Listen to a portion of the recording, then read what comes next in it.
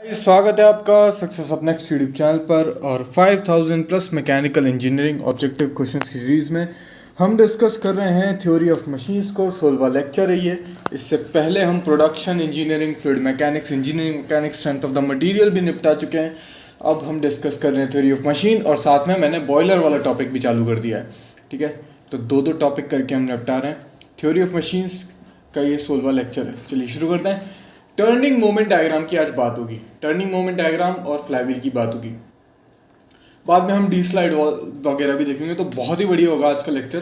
पहले turning moment diagram की बात करता हूँ, पहले दर्शन करा देता हूँ। ये है टर्निंग मोमेंट डायग्राम एक 4 स्ट्रोक इंजन के लिए। ठीक है, अब यहाँ पे देखो, ये टर्निंग मोमेंट डायग्राम में बताता क्या, तो टर्निंग मोमेंट किस तरीके से वेरी करता है क्रैंक एंगल के साथ, ये आपको बताता है। ठीक है, अब यहाँ पे जो डायग्राम देख रहे हो, तो कभी ये यहाँ पे नेगेटिव होता है, मतलब ये आपकी जो जीरो लाइन है उसके नीचे होता है, कभी ऊपर होता है। एग्जाम में क्वेश्चन पूछा जाता है कि कंप्रेशन रीजन में ये थ्रू आउट कहाँ होता है। तो थ्रू आउट आप देख रहे हो नीचे होता है, तो इसे क्या कहेंगे, नेगेटिव लूप कहते हैं। जब ये ऊपर होता है तो पॉजिटिव लूप, नीचे होता है नेगेटिव लूप।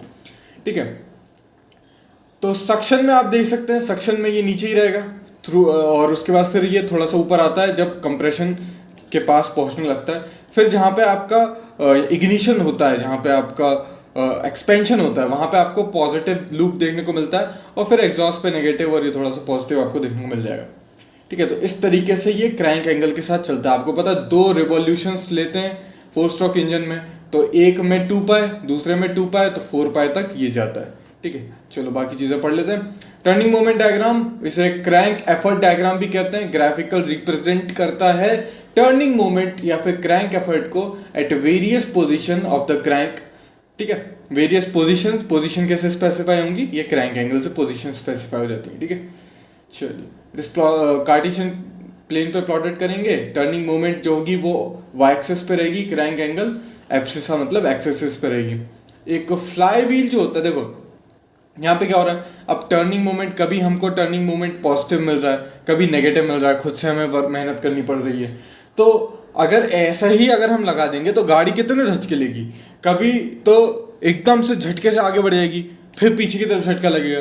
तो इसको ना, ऐसी जो स्पीड आ रही है उसको एक बराबर करने के लिए अगर ऐसे ही चलते रहेंगे धचके ज़्यादा आएंगे, और उसकी जो स्पीड है, स्पीड के वेरिएशन जो फ्लक्चुएशंस हो रहे हैं उसको कम करने के लिए फ्लाईव्हील यूज़ करते हैं। तो फ्लाईव्हील क्या करता है, जब टर्निंग मोमेंट पॉजिटिव है तो खूब तेजी से घूमने लग जाएगा और अपने अपने अंदर एनर्जी स्टोर कर लेगा। ठीक है, और फिर जब ये यहाँ पे पहुंचेगा ना, कहीं यहाँ पर ये नीचे वाले ऐसे एरियाज में पहुंचेगा, तो फिर वही एनर्जी दे देगा। तो जब एनर्जी थी ज़्यादा तो उसने एब्जॉर्ब कर ली, और उसके बाद जब नहीं मिल रही है तो फिर प्रोवाइड कर देता है। तो कुल मिला के जो हमारी स्पीड है वो एक कांस्टेंट रेट पे चलती है। ठीक है, अब कुछ पॉइंट्स यहाँ पे लिखे हुए हैं, उनको ध्यान से सुन लो, ये एग्जाम से पूछे जाते हैं। जो डिफरेंस है मैक्सिमम एंड मिनिमम एनर्जीज का, उसे कहते हैं मैक्सिमम फ्लक्चुएशन ऑफ एनर्जी। और ratio maximum fluctuation of energy to total work done in the cycle, उसे कहते हैं coefficient of fluctuation of energy. ठीक है, फिर मैक्सिमम और मिनिमम स्पीड यहाँ पे आपको देखने को जो मिलेगी, उसका जो डिफरेंस होगा वो कहलाएगा मैक्सिमम फ्लक्चुएशन ऑफ स्पीड, और ratio maximum fluctuation of speed का मीन स्पीड के साथ कोफिशिएंट ऑफ फ्लक्चुएशन कहलाता है। ठीक है, और यहाँ पे आप देख सकते हैं, मतलब omega max minus omega minimum divided by omega mean, ये आपका कहलाता है coefficient of fluctuation of speed कहलाएगा। ठीक है, और स्पीड फ्लक्चुएशंस मैक्सिमम कितने होंगे, तो मान लो आई ओमेगा 1 स्क्वायर सबसे आई ओमेगा मैक्स का स्क्वायर माइनस आई ओमेगा मिनिमम का स्क्वायर। आई ओमेगा स्क्वायर क्या होता है, काइनेटिक एनर्जी होती है। ठीक है, तो फिर इस तरीके से अगर इसका डिफरेंस ले लेंगे मैक्सिमम माइनस मिनिमम का, तो क्या मिल जाएगी आपको, मिल जाएगी मैक्सिमम फ्लक्चुएशन ऑफ एनर्जी। आई यहाँ से निकाल लो, 2 यहाँ से निकाल लो, ओमेगा मैक्स माइनस ओमेगा मिन का स्क्वायर। आपको पता है ए स्क्वायर माइनस बी स्क्वायर क्या होता है, वो होता है ए प्लस बी इंटू ए माइनस बी, और ए प्लस बी डिवाइडेड बाई 2 कर दूंगा तो ये क्या आ जाएगा, एवरेज आ जाएगा, मतलब मीन आ जाएगी।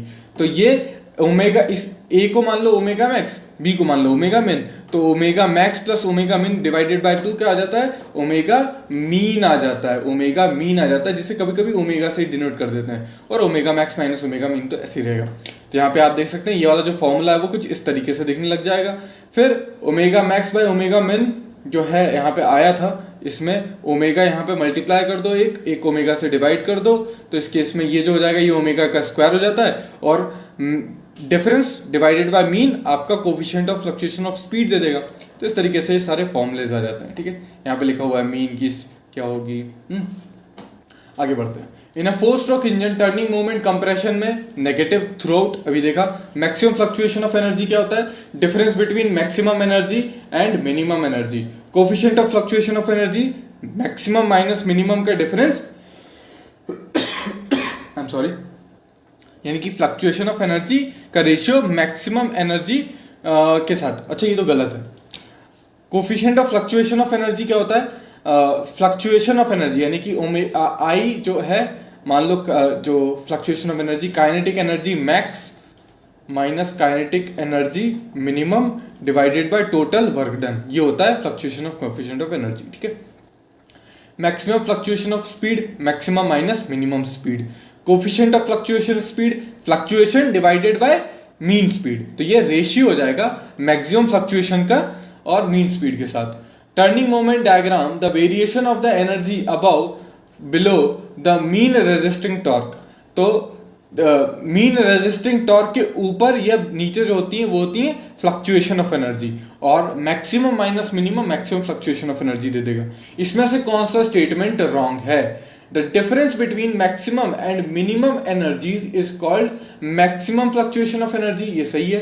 Coefficient of fluctuation of speed is ratio of maximum fluctuation to mean speed, ये भी सही है। और variation of the energy above and below the mean resisting torque is called fluctuation of energy, तो ये भी सही है। मतलब इनमें से कोई सा भी गलत नहीं है।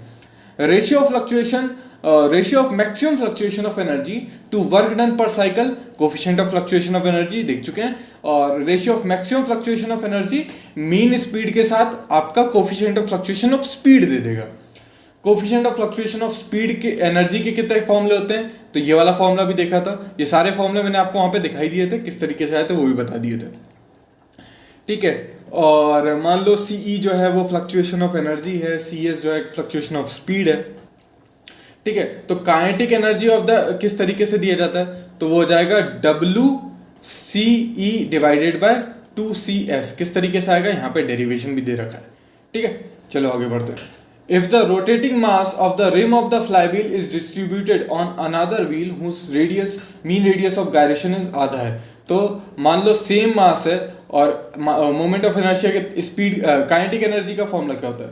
ठीक है, काइनेटिक एनर्जी का फॉर्मूला क्या होता है, हाफ, इधर लिखता हूँ, काइनेटिक एनर्जी रोटेशनल के केस में हाफ आई ओमेगा स्क्वायर के बराबर होता है, यानी कि काइनेटिक एनर्जी जो है वो डायरेक्टली प्रोपोर्शनल है मोमेंट ऑफ इनर्शिया से। ठीक है, मोमेंट ऑफ इनर्शिया क्या होता है, मोमेंट ऑफ इनर्शिया जो होता है वो होता है m के स्क्वायर, मतलब m के स्क्वायर, के क्या है, रेडियस ऑफ गायरेशन है। ठीक है, और अगर रिम टाइप है आपका डिस्ट्रीब्यूशन जो है वो मीन रेडियस पे और वो आधा कर दिया जाए, हाफ कर दिया जाए, तो k/2 के बराबर हो जाएगा, तो m k/2 का स्क्वायर इस केस में हो जाएगा, तो क्या हो जाएगा m k²/4, तो ये 1/4 टाइम्स हो गया था फर्स्ट वन। ठीक है, तो काइनेटिक एनर्जी जो होगी वो 1/4 टाइम्स हो जाती है। अब स्टीम इंजन की बात करेंगे। देखो स्टीम इंजन के केस में क्या होता है, यहाँ से ये जो लाल वाली स्टीम है ये इसके अंदर आती है, जब ये आ गई अब तो ये एक्सपेंड करेगी, फिर जब एक्सपेंड कर गई पूरी, फिर यहाँ से ठंडी वाली स्टीम बाहर चली जाएगी। तो ये एक स्टीम इंजन का सिंपल सा कंसेप्ट होता है, गर्म स्टीम आती है, एक्सपेंड कराती है, फिर ये टूट जाती है। अब ये पिस्टन का रेसिप्रोकेटिंग मोशन हो रहा है, मगर यहाँ पे ये जो क्रैंक लगी हुई है ग्रीन कलर की, यहाँ पे क्या कर रही है, रोटेट कर रही है। सिंपल सा आपका मैकेनिज्म है। अब हमको इसमें क्या पढ़ना है, देखो आप ध्यान से सोच के देखो, पहले मैं स्क्रीन को थोड़ा साफ कर देता हूँ। हाँ देखो, अब देखो जब इस पॉइंट पे ही अगर सोचो, ऑलरेडी जो है वो लाल वाली स्ट्रीम इसके अंदर आ चुकी थी, एक्सपैंड कर चुकी थी, है ना, और अब ये बाहर वाली एग्जॉस्ट हो रही है। पर अब ये जो एग्जॉस्ट हो रही है ये इधर से नहीं जा रही है, ये इधर से नहीं जा रही है, ये यहाँ से जा रही है। तो स्टीम को कैसे पता चलेगा कि अब कहाँ से जाना है। ठीक है, वो काम करते हैं वॉल्व्स के थ्रू वो काम किया जाता है। इस समय यहाँ का जो वॉल्व है वो बंद है, तो तो स्टीम यहाँ से नहीं जा सकती, और यहाँ का वॉल्व खुला हुआ है तो स्टीम यहाँ से जा रही है। तो स्टीम इंजन वॉल्व जो होते हैं वो कंट्रोल करते हैं स्टीम को कि जो स्टीम है जो पिस्टन को ड्राइव कर रही है, ये जो स्टीम का प्रेशर की वजह से तो पिस्टन मूव कर रहा है ना, तो वो स्टीम को कंट्रोल करेंगे, ठीक है। और ये बहुत सारे ऑपरेशन परफॉर्म करते हैं, जैसे एडमिशन और opening of the inlet valve. जब गर्म स्टीम अंदर आएगी तो वो कौन करवाएगा, ये कराएंगे, ठीक है। कट ऑफ और closing of the inlet valve, अब जब यहां पर ये पूरी आ चुकी है तब इसको क्लोज भी तो करना पड़ेगा। ये क्लोज होगा, पहले देखो हर जगह क्या होगा, हर जगह क्या होगा, यहाँ पे एक बार ओपन होगा एक बार क्लोज होगा, ये एक बार ओपन होगा ये एक बार क्लोज होगा, तो 1 2 3 4 काम इसे कराने हैं। तो एक यहाँ पे जो इनलेट वॉल्व था यहाँ पे ओपन हुआ, यहाँ पे क्लोज होगा, फिर जो आपका एग्जॉस्ट वॉल्व खुलेगा ताकि जो आपकी ओपन होगा, यहाँ पे एग्जॉस्ट वॉल्व ओपन होगा ताकि जो ठंडी वाली स्टीम है वो बाहर निकल जाए, फिर ये क्लोज होगा, closing of the exhaust valve ताकि जो नई स्टीम है वो अंदर आ सके अब, ठीक है। तो ये 4 काम होते हैं। और अगर सोचो यहाँ पे देखो स्टीम जो है ये लाल वाली स्टीम सिर्फ यहां से आ रही है, ठीक है। अगर मैं यहां पर एक लाल वाला पोर्ट और लगा दूं और यहां पे एक नीला वाला पोर्ट लगा दूंगा मैं, ठीक है, यहां पे मैं नीला वाला लगा देता हूं, तो अब जब ये नीली वाली यहां से जा रही है ना, तो यहां से लाल वाली अंदर आना चालू हो जाएगी। अब यहां से नीली वाली जा रही है, अब यहां पे लाल वाली भरी हुई है, अब लाल वाली है मतलब गर्म वाली है, तो वो इसको पुश करेगी, तो यहां पे इसका एक्सपेंशन होगा, एट द सेम टाइम इसका कंप्रेशन होता रहेगा। इसे कहते हैं डबल एक्टिंग टाइप। अभी ये सिंगल एक्टिंग टाइप था, डबल एक्टिंग टाइप था। जब ये डबल एक्टिंग टाइप होगा तो यहाँ पे 4 ऑपरेशन हो रहे थे, यहाँ पे भी 4 ऑपरेशन होंगे, कुल मिला के कितने ऑपरेशन देखने को मिलेंगे, 8 वॉल्व ऑपरेशन पर साइकिल देखने को मिलेंगे। और ये सारे ऑपरेशन डी स्लाइड वॉल्व कराता है, पिस्टन स्लाइड वॉल्व कराता है और मेयर एक्सपेंशन वॉल्व कराता है। देखेंगे डी स्लाइड वॉल्व क्या होता है और पिस्टन स्लाइड वॉल्व क्या होते हैं। तो डी स्लाइड वॉल्व एक सिंपल टाइप का स्लाइड वॉल्व होता है, ठीक है, और ये कॉमनली कंट्रोल किया जाता है एडमिशन कट ऑफ और वो सारी स्टीम को कुल मिला के स्टीम किस तरीके से आएगी, किस तरीके से जाएगी, कब आना है कब जाना है, इसका पूरा जिम्मा रहता है डी स्लाइड वॉल्व का, ठीक है। रेसिप्रोकेटिंग स्टीम इंजन में, ठीक है, स्टीम एडमिट होगी आउटसाइड द स्टीम चेस्ट से, मतलब बाहर से आएगी, और देयरफॉर द वॉल्व जो होता है वो आउटसाइड एडमिशन वॉल्व भी कहते हैं, ठीक है। अब यहाँ पे देखो ये इस तरीके का होगा, यहाँ पे आप देख रहे हो ये डी बन रहा है, ये डी बन रहा है, इस वजह से इसे डी स्लाइड वॉल्व कहते हैं। अब ये डी स्लाइड वॉल्व कभी इधर जाएगा, कभी आपका लेफ्ट में जाएगा, कभी लेफ्ट में जाएगा। देखो जब ये लेफ्ट में जाता है, अभी ये लेफ्ट में आ चुका है, तो यहाँ से जो रेड वाली स्टीम है वो यहाँ से अंदर जा रही है, ठीक है, फिर ये रेड वाली स्टीम यहाँ पे कंप्रेस करके पीछे लाएगी, फिर ये, तो यहाँ पे देख रहे हो ये डी स्लाइड वॉल्व खिसक रहा है।